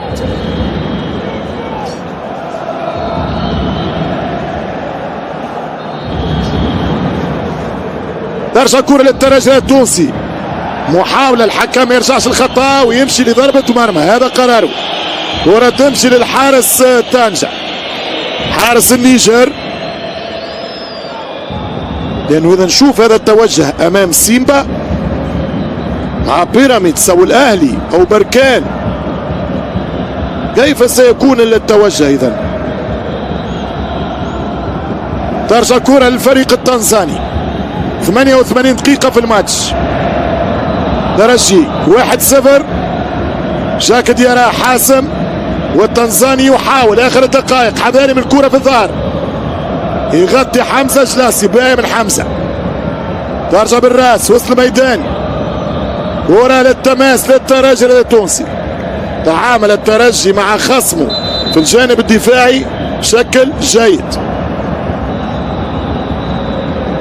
يغادر ينساس، يدخل حمزة رفيع.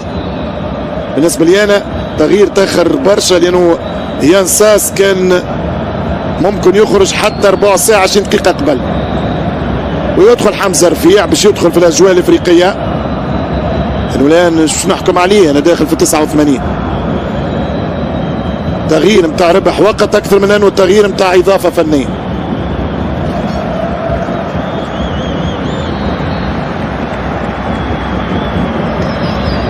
يغادر البرازيلي ينساس. افريقيا هي الاهم يا ينساس، والترجي يحتاجك في الشامبيونز ليج. ترجع الكرة من كايتا، الدقيقة الأخيرة في المباراة، يضرب كرة بالراس دانو، يضغط حمزة ولكن الدفاع.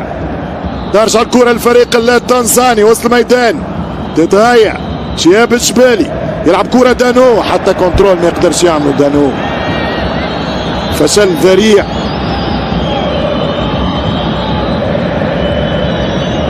ترجع كرة من الحارس، يلعب الكرة الجنوب الافريقي ديروك، تلعب في وسط الدفاع تنزانيا. الوقت يمر، الآن لا نريد هدف ثاني، الآن نريد نهاية المباراة بهدف حاسم من جاك ديارا لا أكثر ولا أقل.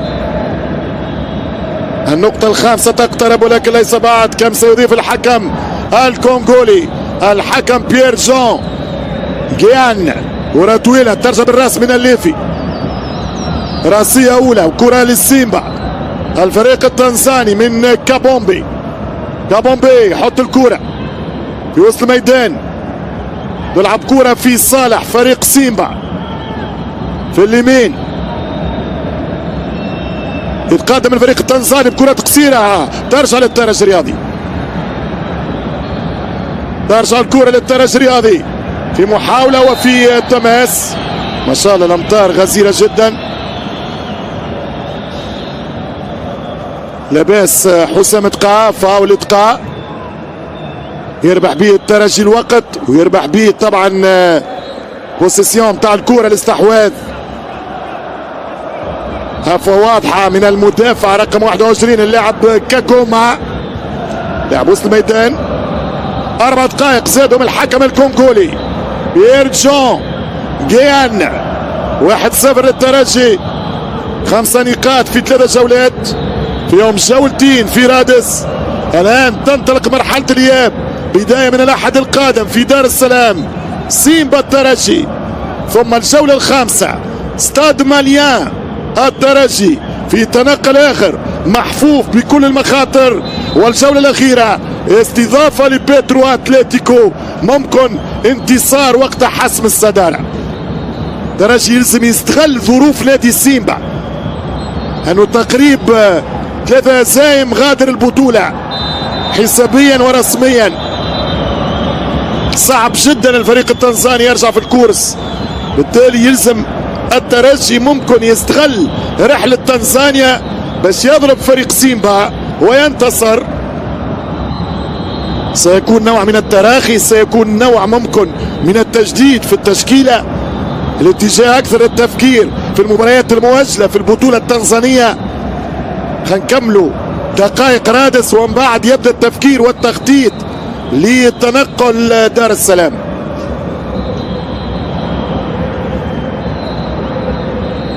ترجي من أجل الطليعة في المجموعة يلزم يعوض تعثر رادس أمام استاد مليان بانتصار خارج الديار، يا يجيبوا من تنزانيا يا من مالي.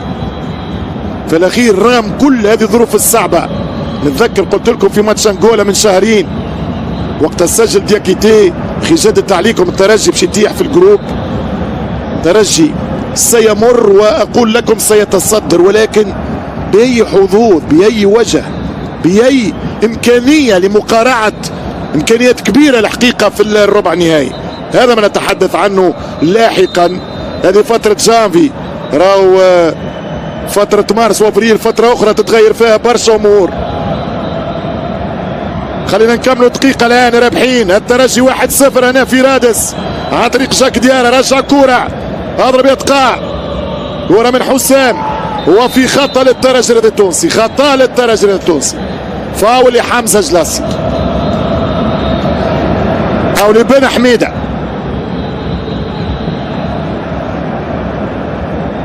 هو في غياب مرياح وتوغاي بانتظار عودتهم، هذا الاكس اللي لازم تكمل به وتلعب به. بن حميدة وجلاسي. الثواني الأخيرة يلا لتنتهي مباراة رادس، أهم ما فيها النقاط والفوز. ترجي يتصدر ليلة السبت في انتظار مواجهة الأحد في باماكو بين استاد ماليا وبيترو. إمكانية الآن دانو شد الكرة الترجي وفي خطأ للترجي التونسي، في فاول الترجي للاعب كايتا في رصيد وهدف في البطولة. ابراهيم كايتا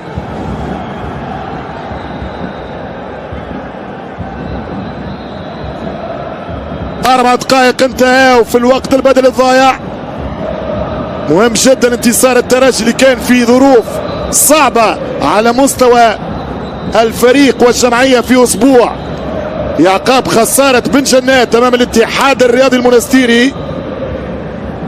ضغط على المدرب، ضغط في المجموعة، ماتش حاسم. الترجي ماهوش جاهز، ماهوش في التوب على الأقل. يلزم تربح مباراتك الفاصلة اليوم أمام سيمبا، وما يفعله الترجي التونسي الآن هنا في ملعب رادس أمام سيمبا. سيمبا سجل هدف واحد في 3 جولات، سيمبا خسر 3 ماتشات، ماهوش ماشين دو غير.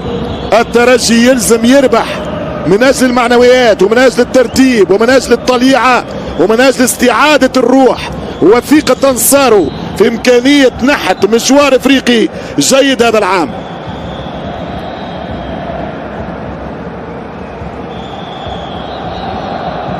الان في مباراه شبيبه القيروان يوم الثلاثاء، ومن ثم التنقل لدار السلام والهدف الثاني وفرصه كبيره للترجي. كرة ثابتة أولى من مخالفة وفرصة خطيرة الوحيدة والأولى في الشوط الثاني، والآن تنتهي المباراة بالركنية. هذه كرة طبوع عالية والحارس يتصدى تحت الأمطار الغزيرة هنا في استاد رادس الأولمبي.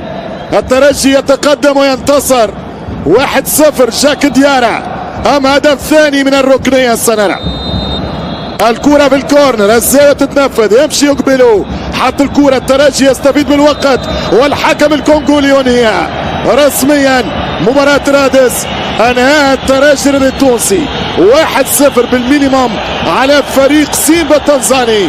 هدف الانتصار تجسم في 21 من الشوط الاول عن طريق جاك ديارا في مباراة تحت عنوان انتصار وفقط. في انتظار مباريات قادمة وفي انتظار لقاء دار السلام. هذه تحياتي، إلى اللقاء في انتظار الغد والتعرف على أوراق المجموعة. حاليا لمدة 24 ساعة الترجي يتصدر بالنقطة الخامسة والفوز الأول في دوري المجموعات وعدد 72 في تاريخه بالجروب.